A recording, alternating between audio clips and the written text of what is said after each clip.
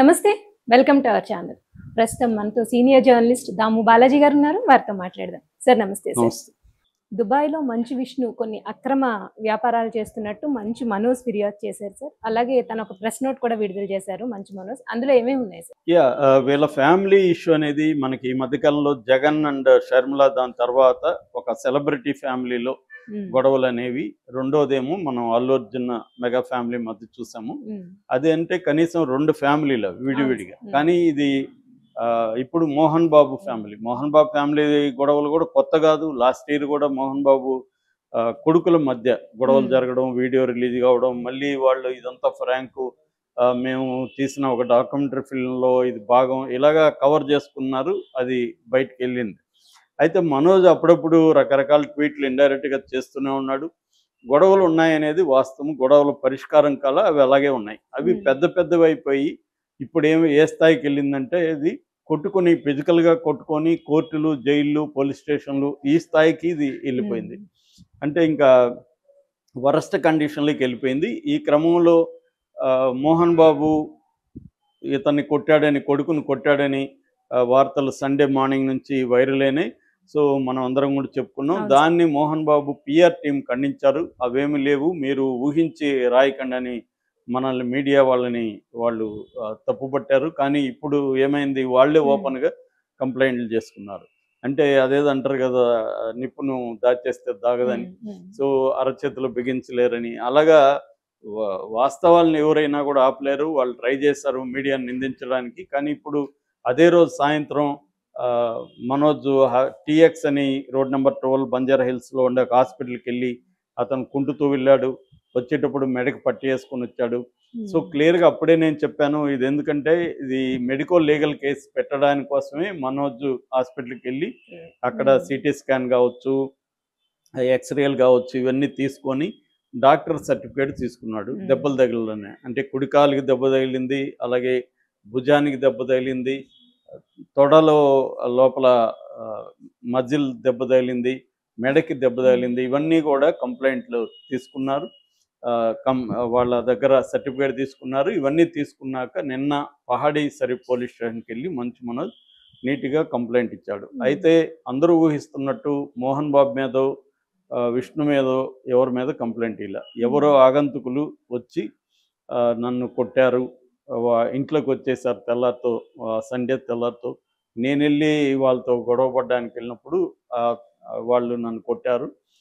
అందులో వినయ్ అనే పేరు కూడా ఉంది. వినయ్ అంటే ఎవరంటే విద్యానికేతన్ ఇన్స్టిట్యూట్స్ ఏవైతే ఉన్నాయో ఆ సంస్థలు, దాని ఇన్ఛార్జ్ వినయ్ అని, అతను ఆధ్వర్యంలో జరిగింది అనేది ఒకటి. 2 సీసీటీవీ ఫుటేజీలని మాయం చేశారు. అది ఎవరు తీసుకెళ్లారంటే విష్ణుకి పార్ట్నర్గా ఉంటున్న విజయ్ అండ్ కిరణ్ అనే 2 వ్యక్తులు వచ్చి తీసుకెళ్లారు. వాళ్ళు తీసుకెళ్లారంటే వాళ్ళే కొట్టించుంటారు, దీని వెనక వాళ్ళే ఉంటారు కాబట్టి మీరు వాళ్ళిద్దరిని ఇచ్చేయండి అనేది కూడా దాంట్లో ఇచ్చాడు. దీనికి మోహన్ బాబు ఇంకొక రివర్స్లో ఈయన ఒక కంప్లైంట్ ఇచ్చాడు. ఆ కంప్లైంట్లో క్లియర్గా కొడుకు మీద అంటే మనోజ్ మీద, ఆయన భార్య మౌనిక మీద ఆయన కంప్లైంట్ ఇచ్చాడు.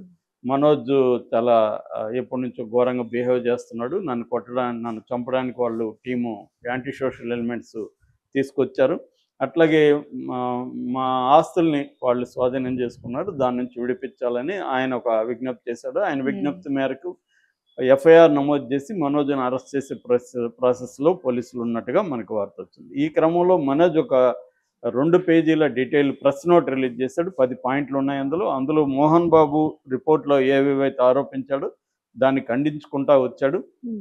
అంటే నేను వాళ్ళ ఇంట్లోకి ఎందుకు వెళ్ళానంటే, గత 1 year నుంచి మంచు విష్ణు దుబాయ్లో ఉన్నాడు, కాపురం అక్కడే పెట్టాడు, దుబాయ్లో ఆయన ఏమేమి వ్యాపారాలు చేస్తున్నాడో అందరికీ తెలుసు అని దాంట్లో రాశాడు. ఇప్పుడు చర్చ ఏమొచ్చిందంటే, అసలు మంచు విష్ణు దుబాయ్లో ఎందుకున్నాడు? ఒక పక్క ఇక్కడ అతనికి వ్యాపారాలు ఇక్కడ ఉన్నాయి, అతనికి ఎడ్యుకేషన్ ఇన్స్టిట్యూట్స్ లేకపోతే మోహన్ బాబు యూనివర్సిటీ అతని మేజర్ ఇది, అది ఇక్కడ ఉంది. రెండోది సినిమా, కన్నప్ప సినిమా రిలీజ్కి ఉంది. మరి దుబాయ్లో ఏం చేస్తున్నాడు?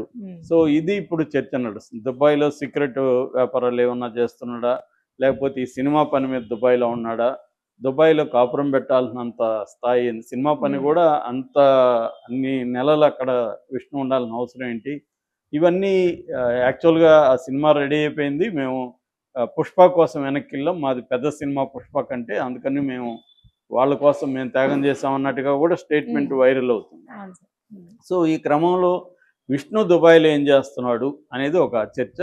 సో విష్ణు లేడు కాబట్టి మా అమ్మ అడిగితే మేము ఇంటికి రమ్మనింది మా అమ్మ. మా అమ్మ కోరిక మేరకు మేము వెళ్ళాము. సో అనేది చెప్పాడు. రెండోది నా బిడ్డ, చిన్న బిడ్డ మీద కూడా ఇతను ఆరోపణలు చేశాడు మా నాన్న. ఆమె బిడ్డను కూడా వివాదంలోకి లాగాడు. బిడ్డను మేము ఆయా దగ్గర వదిలేసి వెళ్ళామని, ఆయా దగ్గర ఏం వదలలేదు. మా అమ్మ ఆధ్వర్యంలోనే ఆయా కూడా ఉంటుంది, మా అమ్మే చూసుకుంటుంది. అది కూడా మేము ఒకరోజు పోలీస్ హాస్పిటల్కి వెళ్ళడానికి మాత్రమే అది ఆ పని చేసాము. లేకపోతే ఎవరో ఒకరు, నేను కానీ నా మౌనిక కానీ చూసుకుంటాము. అది కూడా లాగాడు అనేది చెప్పాడు. ఇంకొక ప్రధానంగా 3 ఆరోపణలు దాంట్లో చేశాడు మనోజ్. ఒకటి, అక్కడ తిరుపతి దగ్గర రంగంపేట అనే, తిరుపతి నుంచి బాకరాపేట పోయే రూట్లో రంగంపేట దగ్గర ఈ విద్యా నికేతన్ ఇన్స్టిట్యూట్స్ ఉంటాయి. మోహన్ బాబు పెద్ద భార్య విద్యా రాణి అనమాట. ఆమె ఆమె పేరుతో ఈ ఇన్స్టిట్యూట్స్ పెట్టారు. సో ఆమె చనిపోయినాక వాళ్ళ చెల్లెలు నిర్మలాని పెళ్లి చేసుకున్నాడు మోహన్ బాబు. ఈ వీళ్ళిద్దరేమో విష్ణు అండ్ మంచు లక్ష్మి పెద్ద భార్య కొడుకు కూతురు, మనోజ్ ఏమో చిన్న భార్య కొడుకు అనమాట. అది కూడా వాళ్ళ కారణం. సో ఆ ఇన్స్టిట్యూట్స్లో అక్రమాలు జరుగుతున్నాయని గతంలో వార్తలు వచ్చాయి. అప్పుడు కూడా మనోజ్ కూడా నిజమే అని చెప్పాడు. ఇప్పుడు కూడా దీంట్లో ఆరోపించాడు, అక్కడ పెద్ద ఎత్తున అక్రమాలు జరుగుతున్నాయి, అక్రమ ఫీజులు వసూలు చేస్తున్నారని.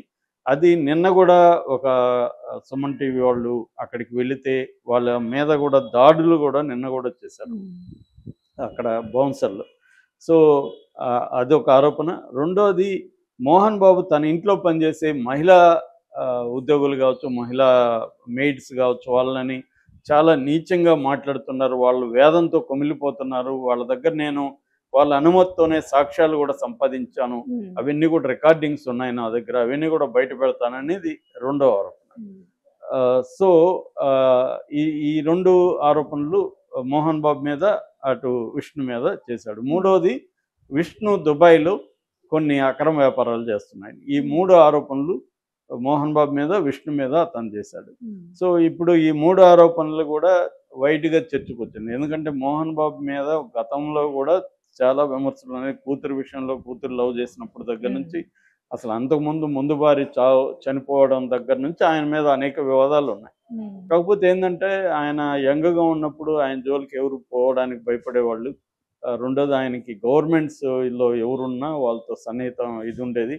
దానివల్ల అందరూ తెలిసినా కూడా అదేదో సీక్రెట్గా డిస్కషన్లలో వచ్చేవి తప్ప పబ్లిక్గా చర్చకి వచ్చేవి కాదు. అయితే గత కొంతకాలంగా సోషల్ మీడియా రావడం, దీని తర్వాత ఇప్పుడు సోషల్ మీడియాకి ఎవరు పట్ల భయమో భక్తో ఉండదు కదా. అందరినీ సోషల్ మీడియాని ఒకరు కంట్రోల్ చేయడం కూడా సాధ్యం కాదు.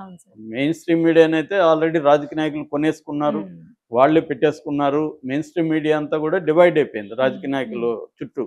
కానీ సోషల్ మీడియాని అన్నిటినీ కొనలేం. ఇదేంటంటే అదేదో లోకులు కాకులని పాత సామెత ఉంది.